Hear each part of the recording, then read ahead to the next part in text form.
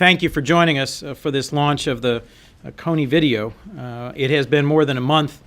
since the kickoff of the Coney 2012 video, and more than 100 million views later, it has grown into a movement across the United States and the world.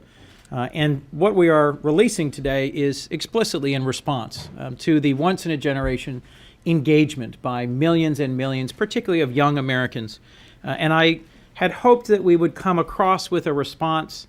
that was in the same medium, the same format, the same style as the initial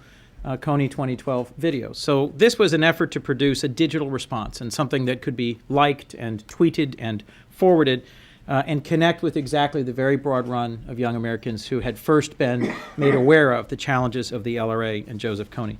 Tomorrow is the Coney 2012 movement's National Day of Action, and so the timing here is deliberate. It's an effort to communicate back to millions of people in the United States and around the world to simply say that we in the United States Senate hear you, we are listening, we are acting, and we are hopeful that everyone who's been interested in and concerned about the issues raised by the Lord's Resistance Army, Joseph Coney, and the efforts to bring him to justice at the ICC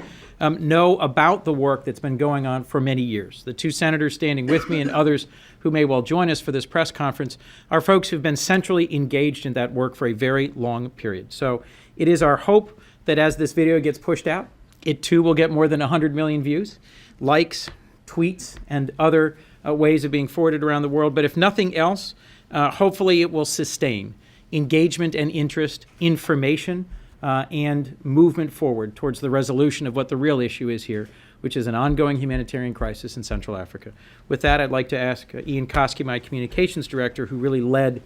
pulling this all together, to play this video, which is about 7.5 minutes long. The organizations that pulled together the Coney 2012 video and the movement, the Resolve and Enough Project and Invisible Children organizations, really have mobilized children all over the world, young people all over the United States, to raise their voices in the interest of trying to protect and make safer children in a remote corner of the world in Central Africa.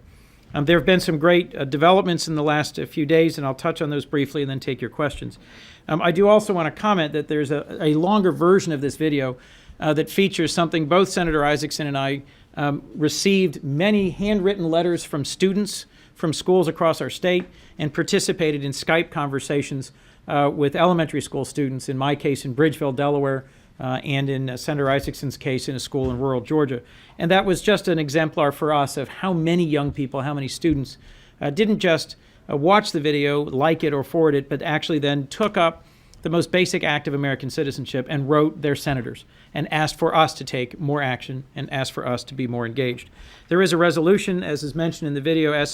Res 402, which was introduced last month, has 43 co-sponsors at this point, and simply urges continued action. It repeats the condemnation of Joseph Coney and the LRA. It reasserts our support for the regional forces that are actively engaged in this effort, and urges the administration to closely consult with Congress and keep us informed, and supports ongoing efforts at civilian protection and recovery.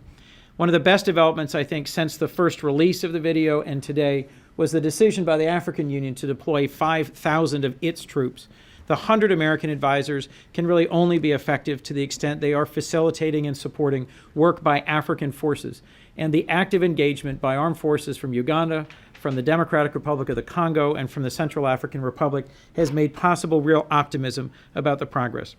And while we are waiting for the passage of this resolution by the United States Senate, one of the things we ask is for citizens who are watching, young people who are excited about this, to join us and to virtually co-sponsor. There's a link here, the coons.senate.gov/co-sponsor, where we're asking young people to go online, to express their concerns, to give us their name, which then we, the co-sponsors of the resolution, will enter into the congressional record as an expression of their personal interest in and participation in this effort to sustain America's action with our multilateral partners around Central Africa. And then last, we're going to be holding a hearing. The Africa Subcommittee, the Senate Foreign Relations Committee, will hold a hearing next Tuesday, April 24th at 10 a.m., where Senator Isaacson and I will hear updates from the Department of Defense, the Department of State, and USAID about our investment in recovery, helping the communities affected over 26 years by the LRA to recover, something in which we've invested tens of millions of dollars as a nation over more than a decade, and then get an update on the situation on the ground and in Central Africa and the progress that we're making, and then what we might need to do additionally. I am expecting that there will be some additional legislation from Chairman Kerry of the Senate Foreign Relations Committee to modify the Justice Rewards Program. There's a number of co-sponsors. I'm one of them, and that bill will be moving sometime soon. I would encourage you to contact Senator Kerry's office for an exact date and timeline. And with that, I'd like to thank all of you for coming today.